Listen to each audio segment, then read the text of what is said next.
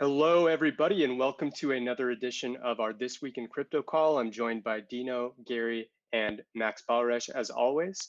Thanks so much for joining us. Today, we'll be going over our on-chain and social metrics as usual for many assets, with a particular focus on Bitcoin, as you would expect with Bitcoin having such a profound week and most importantly, having a dominant week from a percentage standpoint in terms of market cap gain versus the rest of the markets. We've seen quite a bit of shifting as altcoins have descended actually quite rapidly, probably more than many of you would expect.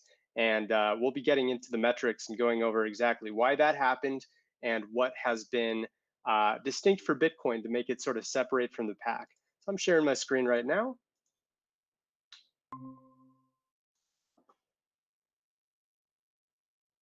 All right. So as usual, I'm kicking things off with our Santiment screener here. What we're looking at is a breakdown of the top 100 assets over the last 7 days, showing their performance. And as you can see, we were in quite a bit of red territory overall. And this is kind of deceiving. A lot of people have been sort of positive and optimistic about the past week here. But when in reality, when we look at something like this, we're really seeing that there was a pretty steep decline in a lot of altcoins, while Bitcoin, even despite having kind of a positive week, over the last 24 hours, it's kind of descended. It jumped up above 13.7K a couple times this week, including just about 24 hours ago, before kind of fading back to 13.2 and now being at about in the 13.3 range. And that all together made it about just a 3% gain overall. You can look at Ethereum and Ripple, Bitcoin Cash, Link, all of the main top assets other than Hex, which is an anomaly and kind of trades on its own often. They all kind of had big slides down, and we looked down toward the mid caps and the smaller caps, and the slides just kind of got worse and worse. So the less liquid, lower market cap assets, if we were to go beyond to like the top 500, they'd all kind of look like this, and some would even look even lower like this, especially the S asterisk coins. Those did not do well at all this week, and this is really telling because it's showing that a big dominance has emerged in Bitcoin, and many of us have already been talking about that for a few weeks now. For most of October, this has been the case. We had a minor resurgence of DeFi. We've had Wi-Fi kind of showing some signs of life over the last couple of days.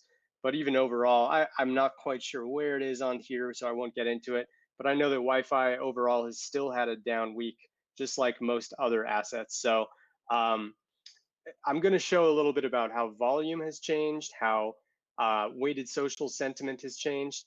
And I'll start it off by showing what has happened with Bitcoin's MVRV. Now, for those of you who aren't familiar with MVRV, let me go ahead and full screen this guy.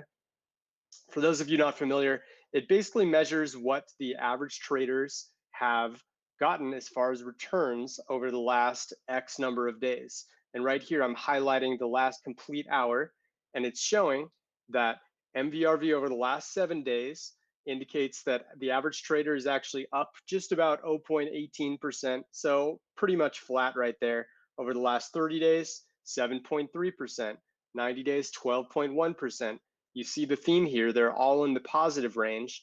And what this tends to tell us, when we see a universal positive return from different timeframes for different traders when they started their investments, is that we are due for a correction. It doesn't mean we can't go higher, because if we were to actually break down each of these numbers, I could say that 30-day, for example, the danger zone is usually at the plus 20 or minus 20% mark. We're at plus 7 right now. So it's in the bearish territory because traders are up in a metric that hovers around 0 historically.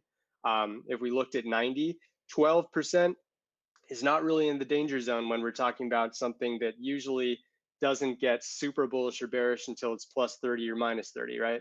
I could go on with these other ones, but we've got insights that kind of go over these danger zones and buy opportunities in more detail.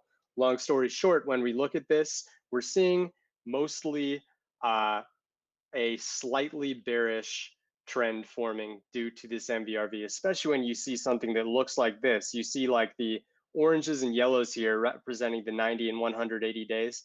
The average returns have gone way, way up just over the past week or so, beginning around the 20th, 21st, so maybe 9, 10 days ago, is when things started to really go euphoric for the community. And when it did go euphoric, that's when we saw this local top here.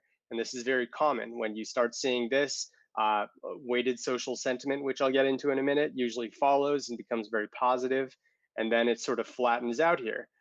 We did see after people said, okay, the top's in here, and we saw this range period, sentiment, which I'll again show in a minute, had gone negative again, and that's when this spiked, and we had the huge surge to 13.7, and we had this brown MVRV, the 365 day. It went all the way up to about 36.3, which was the highest it's been in at least 3 months. I actually want to go back to see how far back the 365 day MVRV was before it exceeded this. I'm going to get rid of all It's the the other ones. highest in more than a year. Sorry, since the start of the year, definitely, and Yeah, you're right. just over a year high for the 365-day MVRV. So, but I was going to mention that while you were on the 365-day MVRV, if you can zoom out a bit more. So let's take the 1st January of 2019 as the starting point. People can see that, yes, we are. So the long-term holders are sort of in a very solid position as far as their profits are concerned at the moment. So basically, on average, all holders that have acquired Bitcoin in the last 365 days are currently in solid profit. And they've actually been in more profit today than any other time during this year, plus 33, 34% in profit. So usually, historically, these sort of margins have been relatively high. And the higher the MVRV goes, the more incentive there is to sell, because people are more in profit and they start taking some profit, especially if they feel bearish about the standings of the market. And a lot of people are kind of concerned about the upcoming volatility due to the US elections and the global pandemic.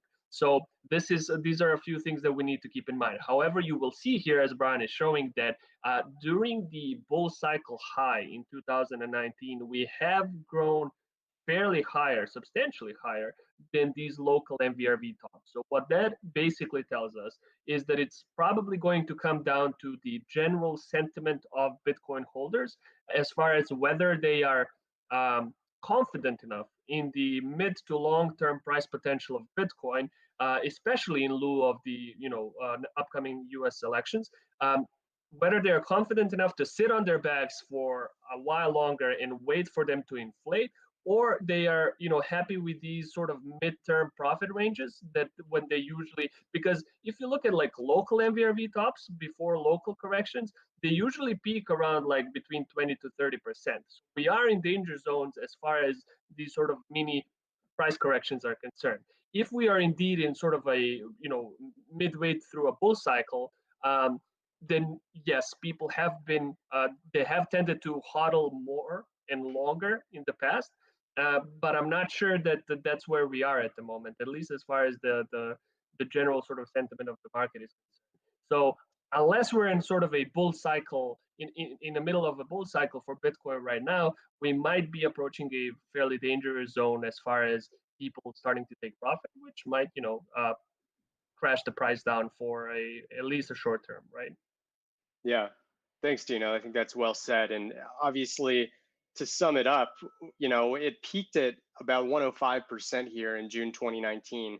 That's not going to be a typical top, and we certainly wouldn't expect that it needs to go this high for average year-long traders in order for there to be a real top. So just because this price top is a little above and in a similar situation, the MVRV obviously was way higher, about 5 times, not quite 5 times, maybe 3.5 times as big as the MVRV here.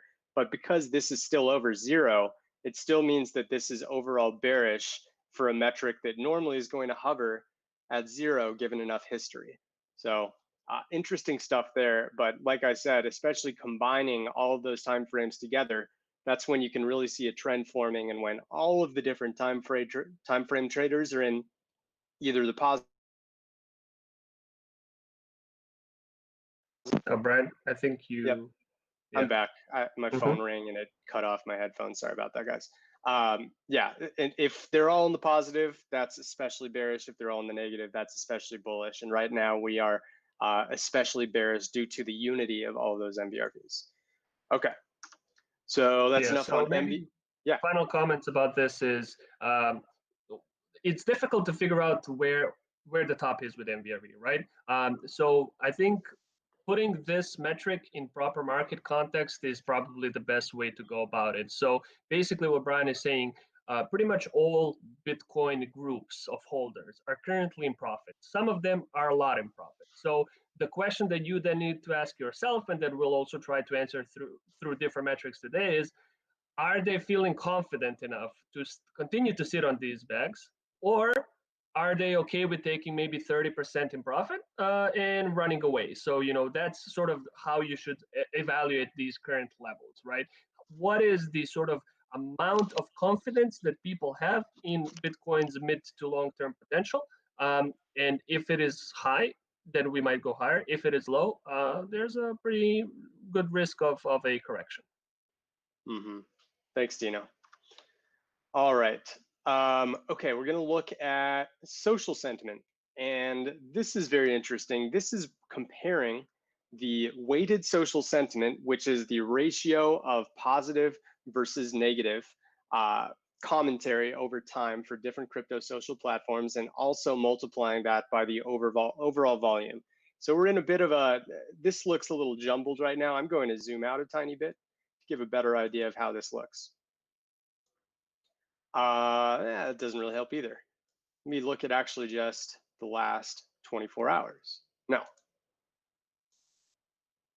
we'll do it this way. This is actually okay. So if you can read between the lines here, I'm actually going to just take off. I'm going to just do Bitcoin versus Ethereum, make it simple. So if we look at Bitcoin versus Ethereum, we can see these tremendous spikes in Bitcoin's weighted social sentiment. And what it's showing is that we have gone through mostly euphoric phases just over the last month here. And when that happens, we'll often get corrections. We had the euphoric day here, big price drop from 13.3 down to 13.0 temporarily. Then the next day we sort of neutralized and it was able to climb. It had another drop here. It started to climb here after we got to its lowest point in about 4 days, right? And once we got here, we saw a big drop. And when the drop happens, we went negative, right? And we went negative here too. And you'll notice right at the end of that day, price started to climb. Right here at the end of the day, when price dropped, price started to climb again. This is an interesting pattern because what we can see is that the negatives are really the times when we see the price climbs, even going the price climbing all the way back to early October when we had this price drop here, we went negative and the price started to rise. It's by no means perfect, but I believe the weighted social sentiment is applicable, especially when you compare Bitcoin to other altcoins. And you'll notice that Ethereum didn't really have anything that was comparable to what Bitcoin's been doing, and understandably so, because Ethereum's been kind of flat as of late, if not declining a bit. And we're basically seeing that if we were to better visibly compare Bitcoin to a lot of large, mid, or small caps, you'd see that Bitcoin's kind of been in the positive range way more than the rest. And that's been kind of a reflection of the sentimental shift in the market. As Bitcoin's sort of broken free and gained its dominance back that it had, last year, then it's causing people to kind of shift their mindset. And when it becomes too positive, that's actually going to be a sign that it's altcoins' turn, right? Because the crowd is going to be overly euphoric about Bitcoin, especially if this trend continues to the point where either Bitcoin's going to drop off or the gains that it's been receiving over the last month are going to start to shift into altcoins. If I had to bet, based on some other models that I'll show you, it looks more likely that Bitcoin will just drop. But that obviously is not investment advice or any sort of promise. We obviously go by probability here at Santiment, and nothing is for sure. But I want to also show, before I show those models, what the actual social volume of Bitcoin overall has looked like. So as we can see, the largest spike that we've had over the last month occurred at this local top here, and then there was that drop and another rebound where people thought that it was just a bear fake out, had another rebound here with a spike, and then another drop. So essentially, these big spikes have been almost all correlated with local tops. You can see very clearly this spike here, big local top. This group of spikes ranging right afterwards. This one here ranging right afterwards. Pretty much in every instance that we had a big spike over the last month, they've been correlated with local tops, other than right here where this one happened at a local bottom, right? But in short, these spikes are going to indicate a change in price direction.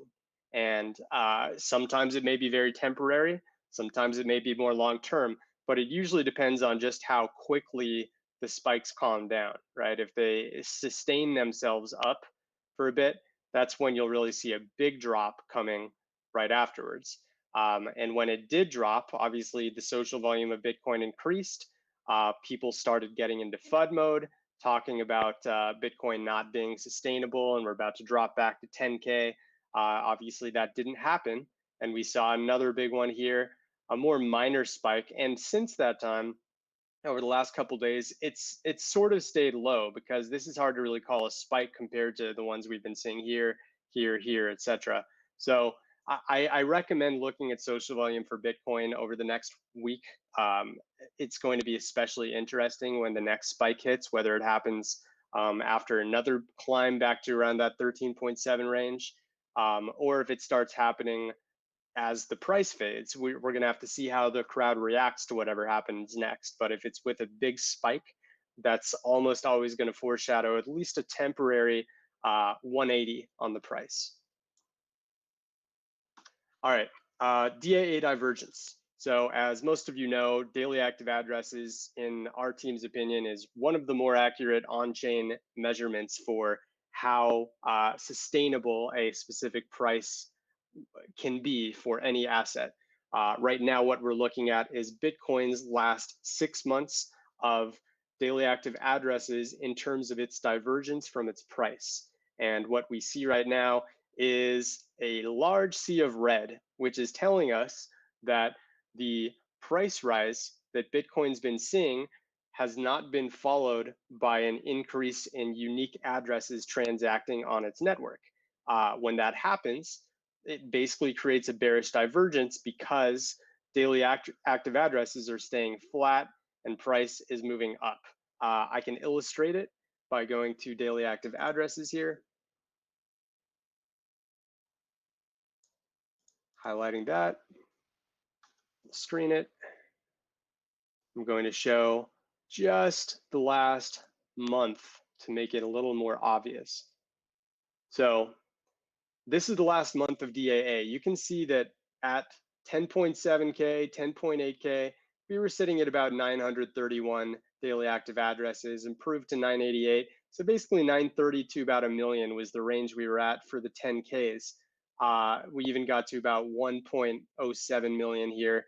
But really, once we jumped up to about 11K, notice how the daily active addresses didn't start to jump up to like the 1.1, 1.2 million range. It stayed and actually dropped to 794, which was the lowest day. So this was the beginning of a really big bearish divergence, and it hasn't really gained any steam, even on this big rise here. Like, we got back to that million point, but we were already seeing 1 million back here when we were still in the 10.5K level.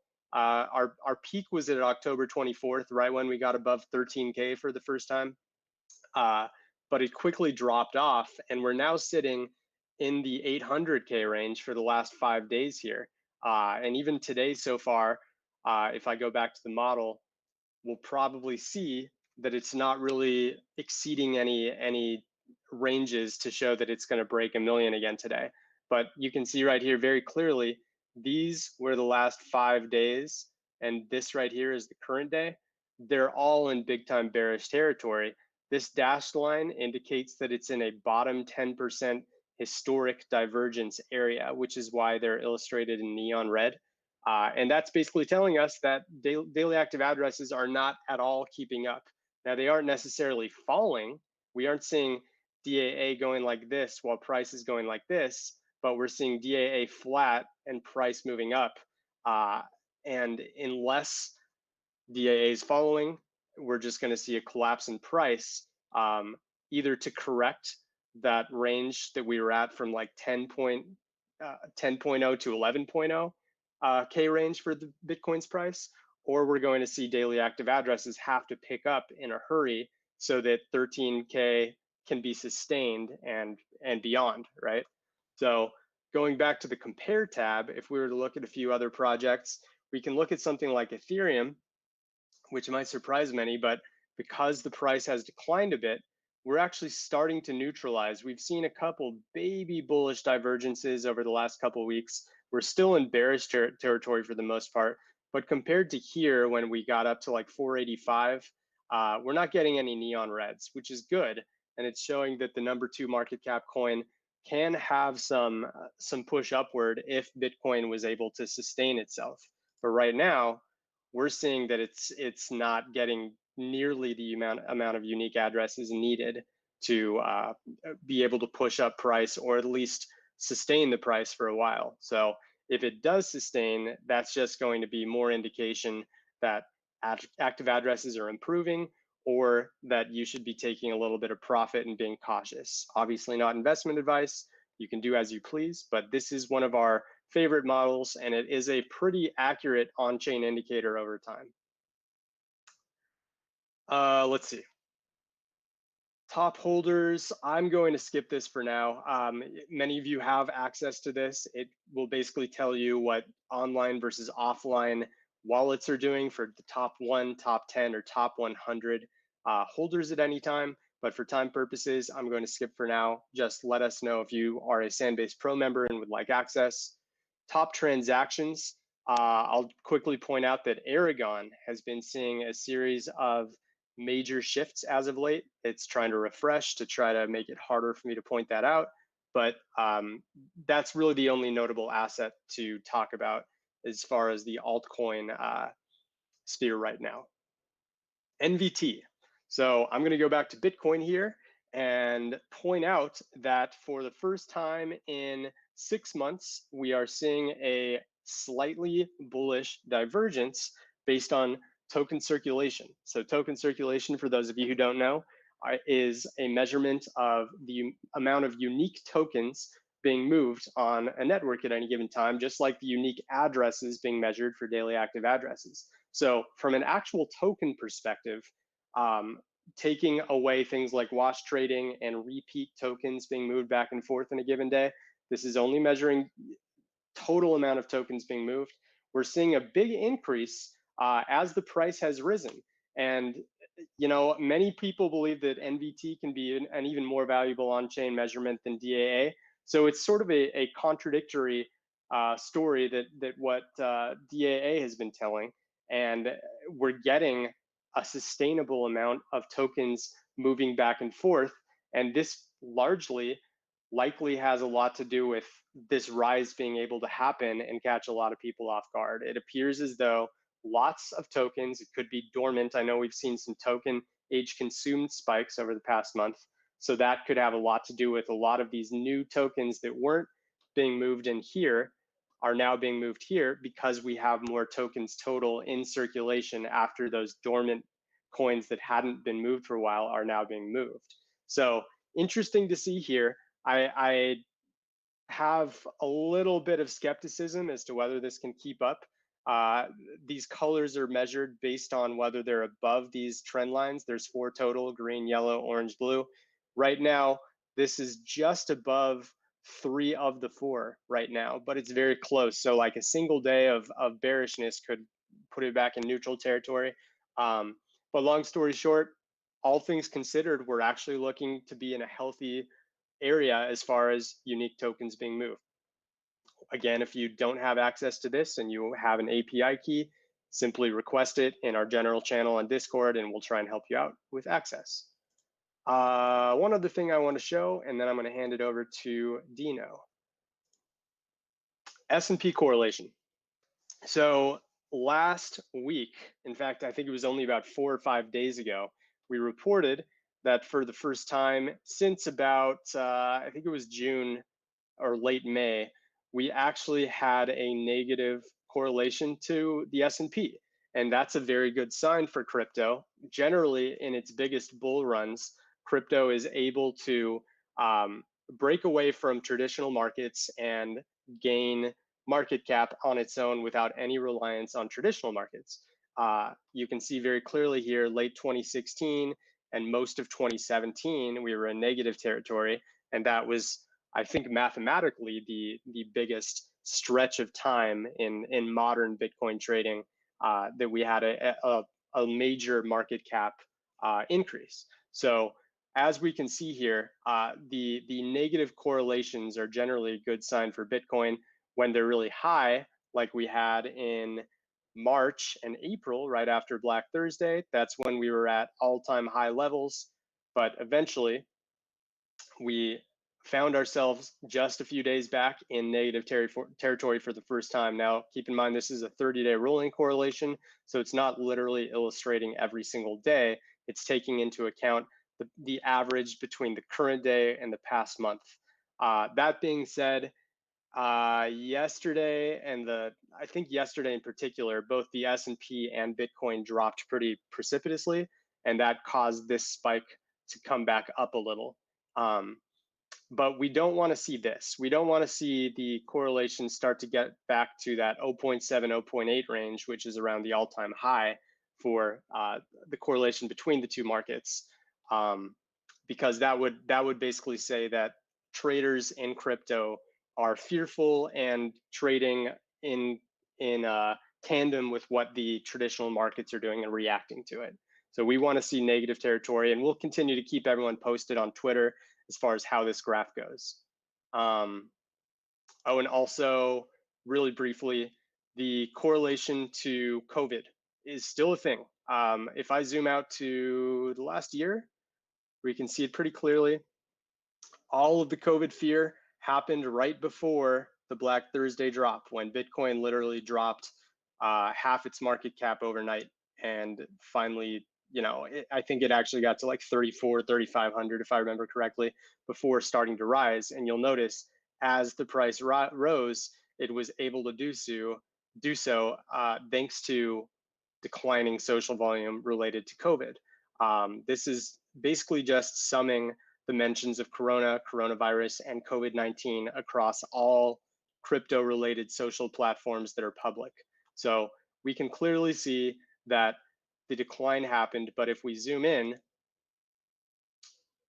look at the last month, we had our biggest spike. Actually, we had another spike here, but we had mostly our biggest spike since October 1st, when the price dropped from 10K, 10.6K all the way down. I think it got down to 9.9 briefly before jumping back above 10.0.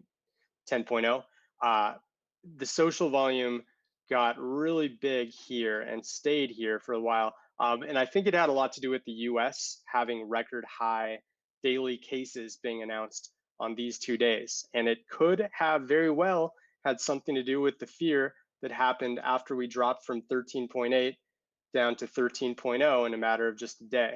So keep this in mind, and you can easily see this if you just go to Sand Trends, open up the page, and it's a quick link here because it's such a common term. You can also look at things like bottomed, or sell, sold, etc. So any phrase, any word you want to look at, even in combinations with others, they're all available here, and I highly recommend it. I'm going to end my segment for now. May jump back in to answer questions at the end, but I'm going to hand it over to Dino. Thanks, Brian. All right, let me share my screen. I already I see some questions regarding the price DAA. I think, Brian, you can maybe address those in the comments. And in the meantime, any sort of coins or assets that you guys would like us to do some impromptu analysis on, as far as on-chain and social data, let us know in the comments, because I'm going to talk just briefly about Ethereum and maybe a few more things about BTC. But if you have a specific assets that you were kind of looking into and you would like us to, cover or kind of give our opinions on where it stands as far as its fundamentals are concerned, let us know and we'll do that in about 10 or so minutes. Okay. So we haven't really talked much about Ethereum today, so I wanted to just um, briefly cover a few things that I've noticed before this correction and the fall below 400 for ETH that I think were probably some of the on-chain reasons why we saw this particular downtrend. And also let's talk about where Ethereum might be at the moment. So there have been several sort of yellow flags forming in Ethereum's on-chain data around this push above 400, basically coinciding with Bitcoin's push as well, right? The first that I wanted to show is the amount of daily active deposits for Ethereum, or basically what you're going to see here is the amount of addresses that are moving Ethereum to exchanges. So deposits are basically when you send your ETH or any sort of ERC20 token to an exchange, it doesn't go directly to an exchange. First, it passes through an interim wallet that's usually called a deposit or deposit address that's owned by exchanges. So when you see a spike in daily active deposits, essentially what you see is a spike in sell-side pressure, presumably for a coin in question. And you can also see for the last 6 months here that the spikes in daily deposits have very often sort of correlated with downtrends for Ethereum in the short term. So we have seen sort of this massive rise in Ethereum's daily deposits, almost coinciding with the stop on September 1st, pointing to the fact that on average, it seems like more and more speculators have been moving their coins, their ETH, to exchanges, presumably to sell. And we have kind of seen this become a self-fulfilling prophecy over the last couple of days. Since then, however, we have kind of tapered off and normalized as far as daily active deposits are concerned, which should be this is where we want to live if we want to see Ethereum's price sustain another rally above 400. We want to live in these low sort of levels of engagement with the exchanges as far as sell side pressure is concerned. So that's number one.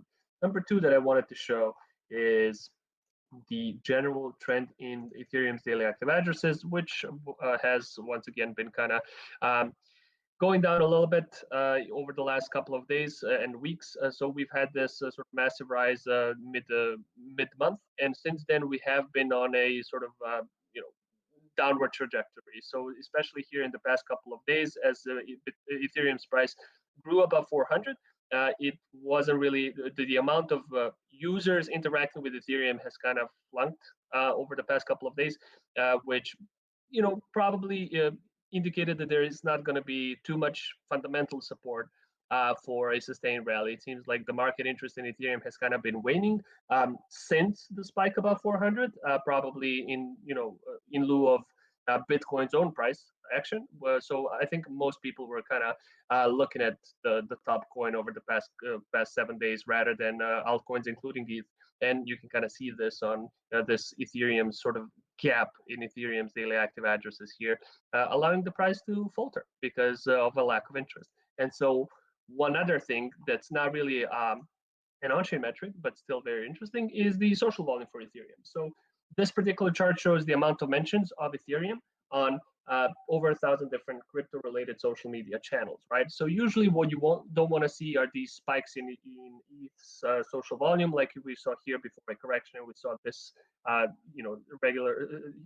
similar spike in ETH's mentions on crypto social media before a correction as well.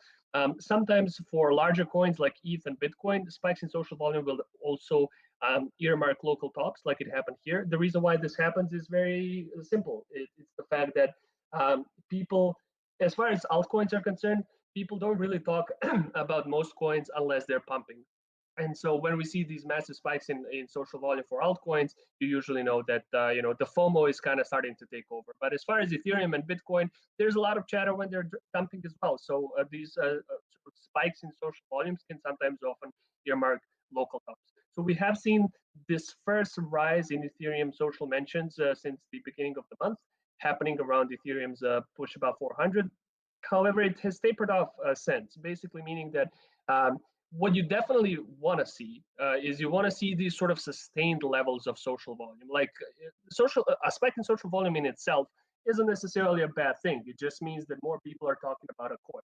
What can be dangerous for the price of a coin is if there's a spike in social volume alongside its price pump or price action, but it's short-lived, pointing to the fact that it's sort of a one-off.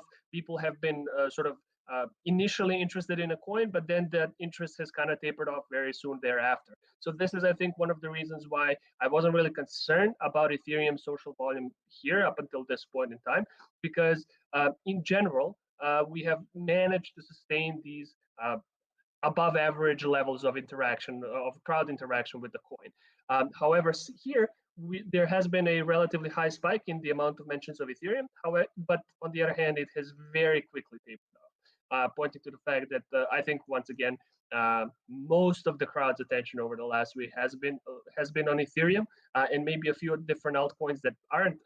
Has been on Bitcoin and maybe a few different altcoins that aren't Ethereum, which seems to have reflected itself on price action as well.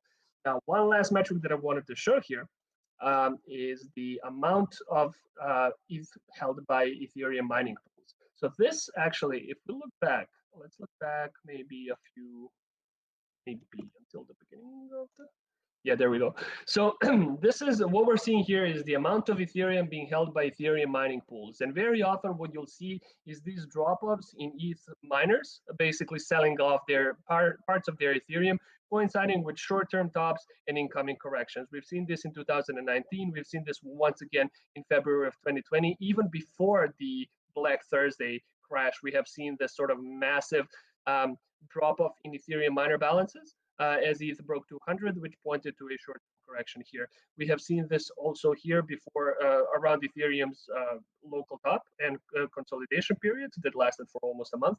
And we have obviously seen sort of a more sustained sort of drop off in Bitcoin in Ethereum's miners alongside Ethereum's rally, which kind of stopped once we dropped here at the beginning of September.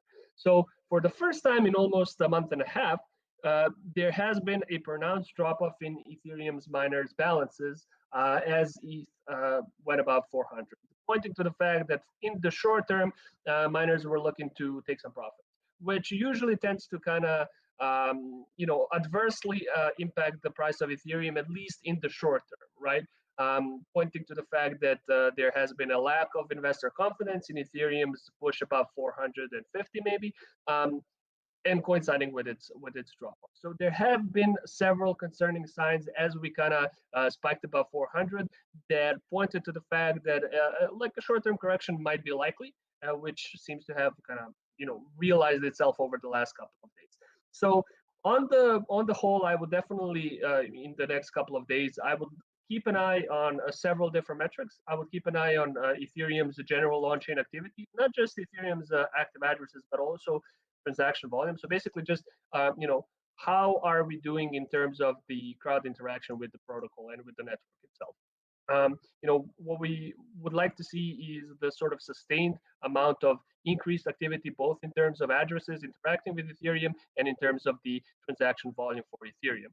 What we don't want to see is these sort of declining slopes. So that's one thing that I would keep an eye on. The second thing that I would keep an eye on are profit margins for short-term and long-term holders. So currently, with this latest drop-off for Ethereum, the short-term holders have kind of wavered back to a negative territory. They're about break-even right now. So on average, all Ethereum holders that have acquired ETH in the past 30 days are currently minus 0.8% of their initial investment. Basically, they're breaking even. So if you've acquired in this sort of period, you're currently not really incentivized to sell because you're not making any buck on your initial investment. You're kind of in the break-even territory. You're treading water, so to speak. this is pretty good for Ethereum's chances of another bounce back. Ideally, what you want to see is MVRV dropping even lower, like we saw here, which points to the fact that Ethereum is relatively undervalued compared to its price action. So the short-term holders have kind of been losing a lot on their initial investment, which usually points to a higher chance of a bounce back. As far as the sort of long-term holders for Ethereum are concerned, we have once again seen a sort of relatively steep drop-off in the last month and a half. However, Ethereum's long-term MVRV is still staying relatively solid. 30% on an investment is not something to scoff at. So we could still go, I think, quite lower before we see sort of a bounce back in this sense. So let's see. Yeah, so we can see that maybe if I zoom out even higher, let's see. There we go. So we've seen these sort of levels of MVRV of 365-day MVRV coincide with correction, with the bounce back. So this is like 30% and minus 40%, although this was a black swan event. So around minus 30% when the long-term Ethereum holders are about minus 30% of their initial investment, that's definitely a place where not a lot of people are selling anymore. Those that have capitulated already have, so people that are still in it are mostly looking for a bounce back in order to validate their investment.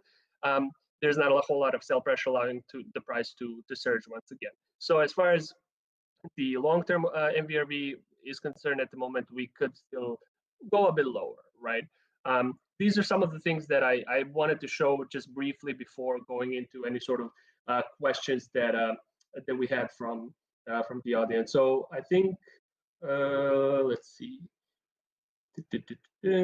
Oh, okay. So we're talking about, I think, Brian, you're just talking about the price DA divergence in the comments, right? In that case, go ahead, Brian.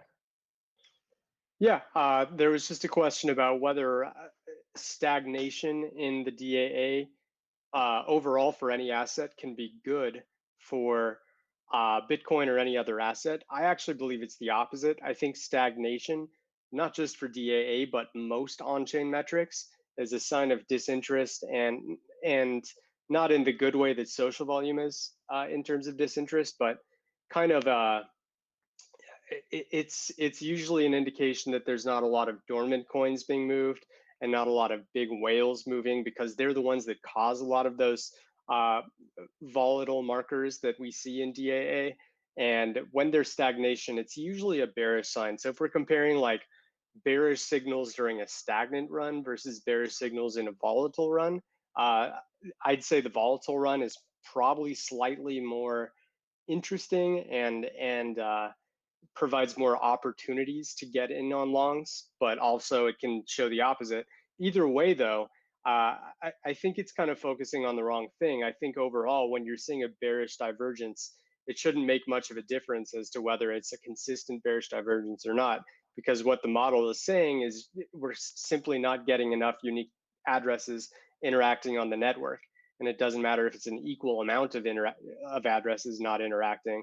It still means there's a lack thereof, and in any given moment, the price can fall off because there's not enough volume overall to keep up with a current price. So I hope that answers the question a little bit better for you, James.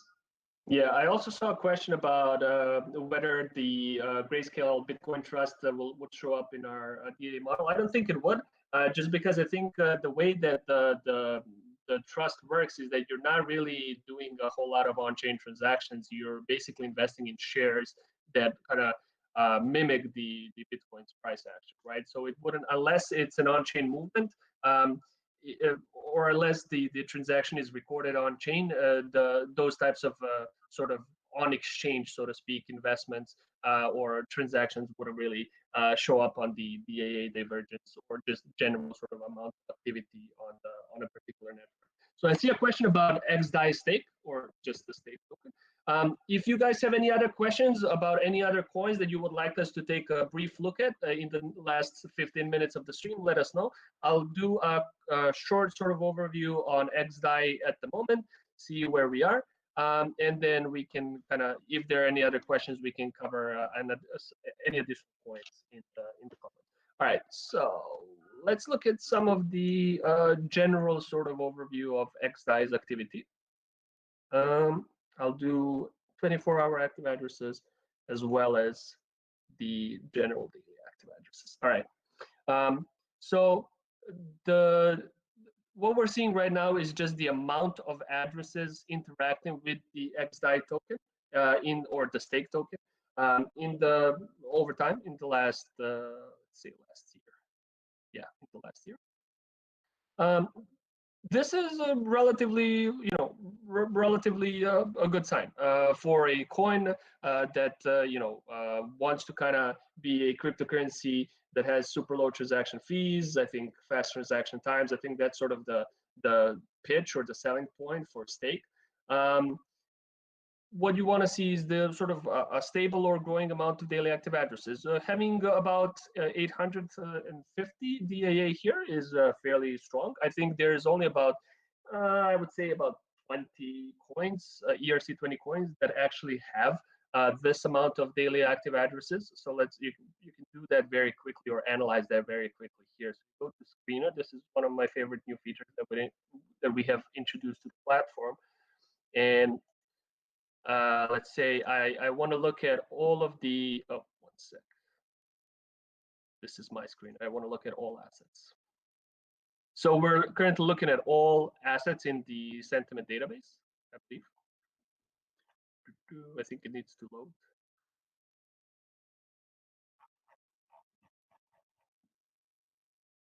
One sec.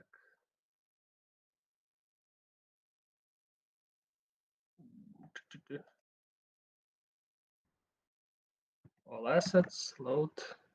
I just want a screener with all of the assets already sort of pre-added. Let's see if this works. Oh, this is because I already have filters. Stupid me. All right, let me take out these filters. Actually, let's reset all filters. There we go. So what you're going to see now is you're going to see the total amount of assets that are available on Sandbase. This is 1,700 different cryptocurrencies, right? So the next thing that you want to look at, if you want to put a specific metric into proper context, let's say, okay, I've seen there's about, about 850 to, let's say, around 700 the daily active addresses for stake, or 700 addresses interacting with stake over the last maybe couple of weeks. So what I want to see is where does that put stake in terms of general sort of market interaction with the ERC20 coins. So what I can do is I can select all Ethereum-based coins. That cuts down the list a little bit, as you'll see in a moment, to about, I think, 1,300 or 1,200. Okay, 1,100. So currently we're looking at all of the assets that are building on Ethereum, or all of the projects tokens that are live on Ethereum. And we can say, okay, I want to look at all of the assets that have more than 700 daily active addresses in the last week, an average of 700 or more daily active addresses within the last 7 days. And you'll see that it's a relatively short list. It's only 23 assets, and some of these are very sort of high up there as far as the market cap and as far as the community is concerned. So having your own coin or the coin that you're looking into be this sort of level of or this sort of company is definitely a promising sign, at least. What I also want to definitely check out, I'm just kind of currently just analyzing the overall health of the network. What we also want to see is the amount of or the volume of this particular coin, the amount of stake being transacted on the daily on a daily basis on the network. So currently there's about 510,000 stake being transacted daily on the Ethereum network, which is not bad. I think if we put that in perspective as far as what that is for in USD values, that's about $5.3 million being transacted on the stake network. Not a terrible thing at all. Like if we once again go back here and we apply another filter and say, okay, transaction volume above 5 million. Let's take this out just so we can see. And an average of more than $5 million in on-chain transaction volume on average in the last 7 days. That's about 134 assets. So, a bit, obviously, a bit broader of a category than compared to just the amount of daily active addresses. But put those two together, and you're in relatively good shape as far as comparing this coin to other coins on the Ethereum blockchain. Now, let's look at what the general sort of sell side demand or speculative demand for the coin is doing. It seems like it has dropped off since the high here. We have kind of seen a slight sort of downtrend in the amount of addresses moving stake to exchanges. Let's see the total amount of XDAI being moved to exchanges. Okay, so this is pointing to a short-term capitulation by some holders. So what we're seeing right now is the amount of stake being moved to known exchange wallets over time. I think this is all time, right? So after a period of dormancy here, we've seen this relatively noticeable spike. Maybe if I take 8 hours, there we go. Relatively notable spike right as DAI or stake went below $10, pointing to the fact that some speculators seem to be moving away from this coin. They're not anymore convinced that we are going to kind of see another recovery for stake. And given the fact that it's dropped below 10, we see this rise in the amount of stake being moved to exchanges, likely to sell. So this might drop the price downward a little bit more, or if the bulls are strong in terms of stake and they buy up the sell side pressure, we could see a strong bounce back as well. Like we've seen here, right? The local bottom earmarked by spikes in exchange inflow.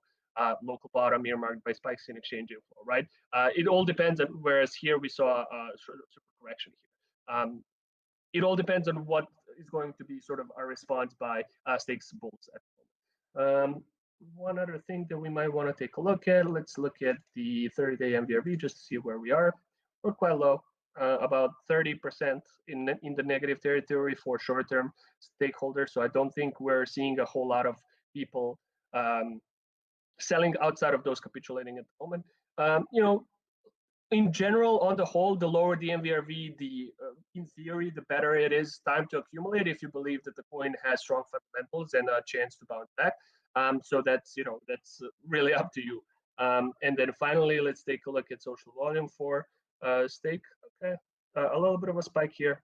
Once again, pointing to the fact that it's probably the fact that it went below 10 has kind of brought some additional interest in the coin, or at least just an additional sort of scrutiny towards the coin, pointing to or coinciding with this drop off to below 9 now. Yeah, so what we probably want to see is if we want to see a stake bounce back, we want to see low levels of social activity, pretty much allowing the coin to kind of stay in under the radar. There's not a lot of FOMO allowing the price to bounce back, which I think will probably happen as soon as this kind of becomes the new normal for stake. All right, I think I'm gonna end it there as far as stake's concerned. I hope that was helpful. If not, you can kind of look at the just check out the Santiment platform yourself, app.santiment.net. If you don't have an account, you can create one for free. You can get a full access to the entire platform for 2 weeks. Just check out everything that we've kind of talked about and more as far as the platform's features, and then decide whether you want to become a pro user or not. So, all right, that's as far as the stake is concerned. I see a question about Ren. I always love talking about Ren. I love the fact that somebody asks me this pretty much every week on our calls. So let's just look at where Ren has been going over the last couple of days. In general, all right, let's just start with the fact that I'm pretty biased about Ren. It's probably one of my favorite ERC20 coins, so keep that in mind. One of the things that I like to look at all the time when I'm talking about Ren is, I think we already have this ported to, yes, we do. We have it ported to Sandbase. So this is something brand new that we've added to Sandbase, is the amount of Bitcoin being locked on Ethereum, right? So when examining Ren as a and its potential long term, we definitely want to see what's going on with Ren BTC and the amount of adoption towards Ren's sort of tokenized Bitcoin. So here you can see the distribution of all Bitcoin on Ethereum, tokenized Bitcoin. and this is in particular the amount of REN BTC being sort of existing or being minted on the Ethereum network. And it's definitely still continuing to rise. Yes, we have seen sort of a slight plateauing compared to the first couple of months here of REN BTC's existence, but we are still in an uptrend. Currently, about 27,000 REN BTC exists on the Ethereum network, and it's growing. I think it's currently by far the second highest tokenized Bitcoin on Ethereum, after RED BTC. So all of these other ones, they can't really still hold a candle for BTC as far as it's concerned, right? So in general, I think it's properly positioned. If we see another sort of rise in DeFi-related interest, I think REN is in a pretty good position to take some of its market share for anybody that holds Bitcoin and that's interested in making some passive income from it. They're probably going to use either REP BTC or REN BTC to do so. Why would you use REN BTC and not REP BTC?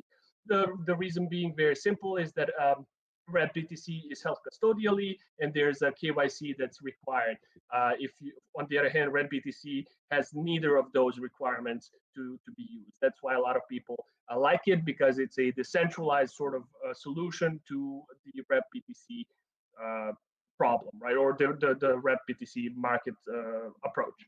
So in short, the REN BTC dominance on Ethereum network is growing, good for the underlying token as well. Now, as far as REN's own sort of metrics, let's go back and take a look.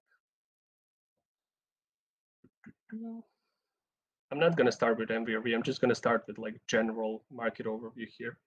Give me a sec. All right. Let's take last 6 months. Yeah. So once again, something that that you do tend to see often is this. So I think, when did we last write about REN? I think, was it here? No, there was a. Yeah, so here we wrote about, we write about REN often, or we like reference it in insights that are related to other coins. But here we wrote that REN was approaching key levels right here, pointing to the fact that we might be looking at a bounce back. If you read this insight, Gary, if you want to link to it in chat, Gary wrote about how we're pretty bullish. I mean, the metrics were looking pretty bullish for REN, and this is what happened afterward. So since then, we have, however, seen sort of a drop-off in the amount of addresses interacting with REN. Not a great thing that you want to see, obviously coinciding with the drop-off in REN's price action as well. Still, I mean, REN is still relatively utilized on the Ethereum network. There's about 700 addresses interacting with the coin. As I showed just a minute ago, that puts it in like the top 20 assets overall as far as the day-to-day interaction with the coin. So good. What's not great is the trend line itself, showing the fact that it's kind of starting to slow down a bit.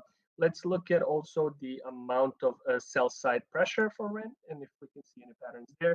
I mean, fairly straightforward. We see these spikes in daily deposits, similar to what I've shown on Ethereum, right? You see these spikes in daily deposits, pointing to the fact that we are that more and more people and addresses are moving their REN to exchanges, coinciding with the sort of short-term corrections here, and here. The problem with daily active deposits is similar as the problem with MVRV. You are not really sure how high we can go as far as deposits are concerned. But here we it just spiked all of a sudden. All of these three spikes in daily active deposits were fairly sudden, pointing to a relatively strong and impulsive move to sell, which should have, been a red flag for REN's short-term price action. Since then, there's definitely been a decline in the amount of addresses moving their REN to exchanges. This is what you want to see. You want to see exhausted sell-side pressure. Not a lot of people looking to sell at the moment since the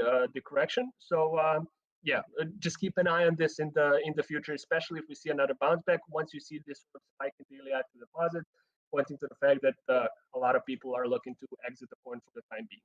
This is the amount of REN being moved to exchanges overall. It's definitely been in a decline. Let's look at this amount of REN existing on exchanges. So this is the supply of REN on exchanges. Good trend overall. What you definitely want to see is you want to see sort of a declining amount of REN being available to trade on exchanges, because assuming that the demand for REN is unchanged, the fact that the amount of REN available to trade is declining usually tends to prop up the price of it a little bit. We have seen that happen quite often in the past. Like you see here, this trend, this downtrend in the amount of REN being available on exchanges coinciding with its price action here. All right, let's. Oh, I want to look at what the long-term REN holders have been doing, whether there are any strong moves. So, okay, this is, I think, a very good example of how you can use age consumed and a few different metrics that track the activity of previously dormant coins. So age consumed is an on-chain metric that spikes whenever a substantial amount of previously dormant coins, so coins that have not moved from their addresses in a long time, are starting to move again. So basically, when you see a spike in age consumed, think, okay, hodlers, long-term REN holders are moving their coins. So as a rule of thumb, age consumed is not really a top or a bottom indicator. What it is a volatility marker. It points to shifts in the behavior of long-term holders, which usually tends to coincide with periods of upcoming price volatility. So we've seen this happen here before a correction. Once again, a spike in age consumed before a correction, and then two spikes earmarking local bottoms for REN as well. Since then, we haven't really seen a whole lot in terms of REN's long-term holders. They have been kind of, in the past 2 weeks, 3 weeks now, they've kind of been laying low, haven't really been moving their coins all that much. We can probably see that in the mean coin age as well. Let me see. Yeah, so basically mean coin age is sort of the opposite of age consumed. Essentially, what you when you see this sort of rising slope, that points to the fact that on average, REN coins are staying in their respective addresses on the network, or the network-wide trend is hodling.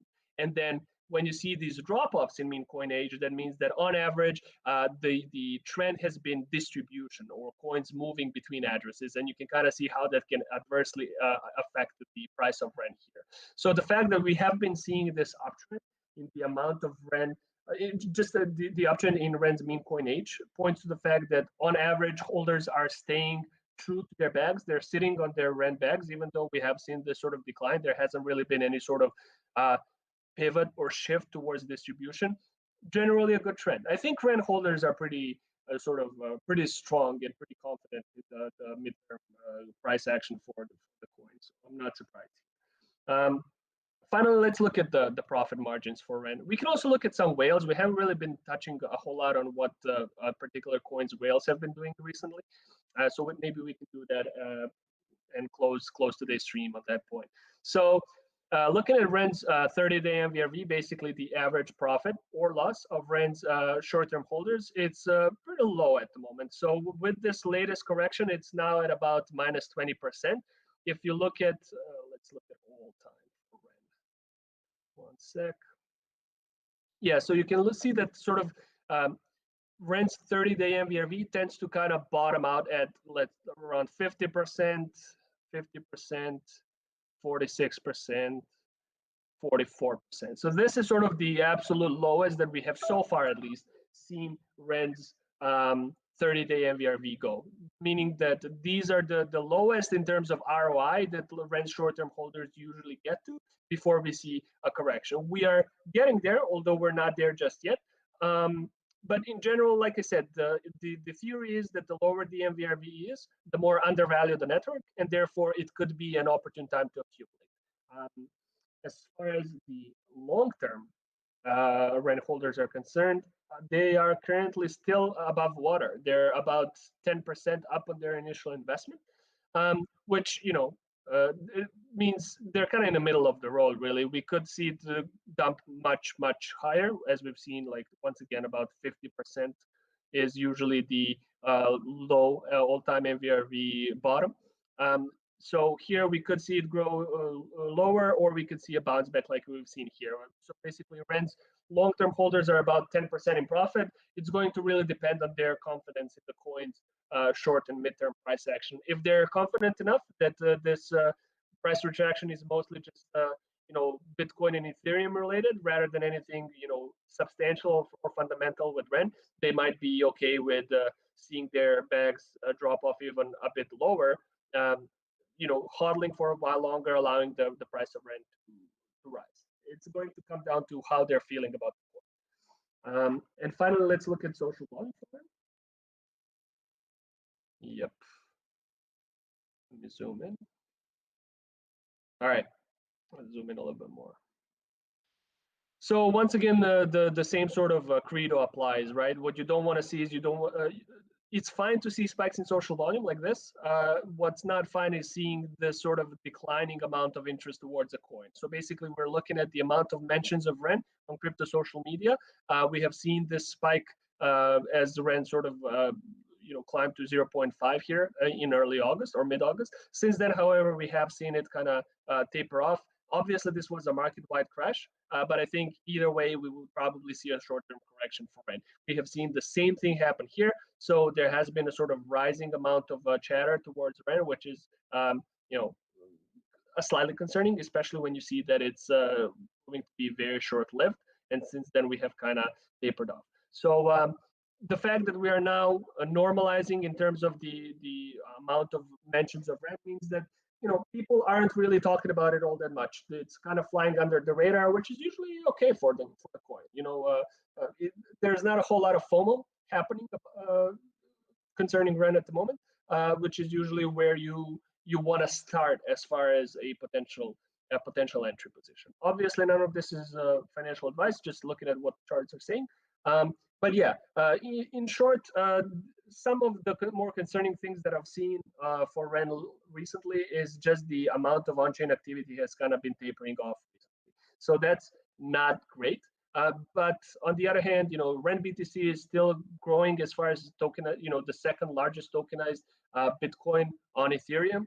I think even with the latest downtrend in its daily active addresses, it's still fairly high. Like there's about 700 or something. Yeah, about 700 unique addresses interacting with Ren, which is still almost, only about 20 coins have that or can boast about that. So yeah. Oh, right. Finally, Ren whales. Okay, so let's see. We can here look at the amount of Ren being held by a specific group of holders. So for example, let's say we want to look at the amount of Ren being held by addresses holding between 100,000 to 1 million and 1 million to 10 million. So I think because Ren is still fairly low, I think this is probably the better group to look into, 1 million to 10 million and maybe 10 million to infinity. So yeah, currently they hold they held here about 16% of Ren's total supply, and that has been growing despite the downtrend, which is a good thing to see. You can kind of see the sort of drop off in Ren's whales holdings over the summer months, coinciding eventually with the correction. This particular downtrend, though, I wouldn't really point to any sort of speculative reason. The reason why we have seen so much Ren held by whales drop off here is because they've moved it to the dark node registry, because this is the time when Ren's mainnet went live, right? So this is as a kind of counterintuitive that it looks, given the proper context, this is pretty bullish, is the fact that people have just found a new use case for Ren, moved into dark node registry to earn fees on anything that's been going on, or any trades or volumes on the Ren virtual machine. However, since then, the dark node registry has kind of flattened out as far as the coins moving to it. So then we can kind of probably assume that more recent movement of Ren whales is speculative related, or related just to price action. So the fact that we are seeing a rise in Ren's whales holdings is fairly optimistic for the sort of short-term price action. We can also see. Yeah, this is the 10 million to infinity. So given the fact that this is the highest sort of cohort that we have, it should be noted that this is probably also there's a fair bit of exchange wallets included in this cohort, and that's why, for example, you see this drop off in the amount of in the amount of rent being held by these addresses. So the fact that we are seeing a drop off in this particular category could mean two things. It could mean rent whales offloading, but it could also mean that there has been sort of a decline in the amount of rent being held on exchanges. One way that you can kind of figure out which of these two it is you can look here at top holders. And you can also look at the amount held by top exchange or non-exchange addresses. So if you want to kind of only look at the whales rather than any sort of exchange wallets, you can say, okay, what are the top, in this case, 100 non-exchange addresses for rent doing? What have they been doing over the past couple of months? So we have seen these are basically the biggest rent whales, right? The 100 biggest rent whales, the addresses that do not belong to exchanges. So there's a pronounced downtrend during this the correction, obviously, as the rent whales were kind of looking to take advantage of this, this price action and kind of go off or go outside for a while, exit their positions. However, more recently, we have seen quite the opposite trend. So the highest or the largest rent whales have started to accumulate once again during the month of October. Good for its short-term and mid-term price action. Definitely whenever you see a sustained sort of accumulation trend, it points to a rise in confidence among the coin's whales, which is usually a good sign for its upcoming price action. So yeah, definitely some things to keep in mind. Hope that that was helpful. If you want more information on Ren or any other ERC20 coin in particular, check out app.santiment.net. There's we have I would say about 100 different metrics for any coin that is building on Ethereum. So anything from its exchange related metrics, its network activity, any sort of profit margins, whales, holders, any of that can be found on the platform. And if you type in the promo code TWIC during your checkout, you get 25% off on your first billing cycle. If you're already not a user of Sandbase, you can sign up for free for 2 weeks, check out everything that you have that we have on the platform, and then 2 weeks later, if you, as we do, believe that this can be very powerful in your day-to-day sort of investment decision making, then you can sign up to become a pro user. So I think that's gonna do it for today, guys. I see James, I think, asking about a link to Discord. So Gary, if you can, there it is. There's a link to our Discord. We have also a Sandbase Pro channel. So anyone that is a pro user has their own channel where we kind of, show some charts of the day and talk a bit more in depth. Although we do also have just general live, free trading channels that we also, talk about quite frequently. So that's going to be it for now. Guys, if you enjoyed this type of content, please at least like this video. If you're not already a subscriber, please do subscribe, and please leave us a comment after the video. I've seen maybe 5 or 6 comments in last week's video. I love you all for that because it really does help. Like last week's video, I think was one of the most viewed videos in a while for us as far as these weekly streams are concerned. So it definitely does help. YouTube lets more users know about content that is being interacted with. So please do us a favor. If you like this content, subscribe, and leave us a comment so that more people can see it and then we can provide more content for you guys in the future. All right, I think that's going to do it for us. Brian, anything else before we sign off? No, that should be it. I appreciate the breakdown on the requested tokens, and we are looking forward to catching you all next week. Indeed. All right. Thanks, guys. Talk to you soon. Take care.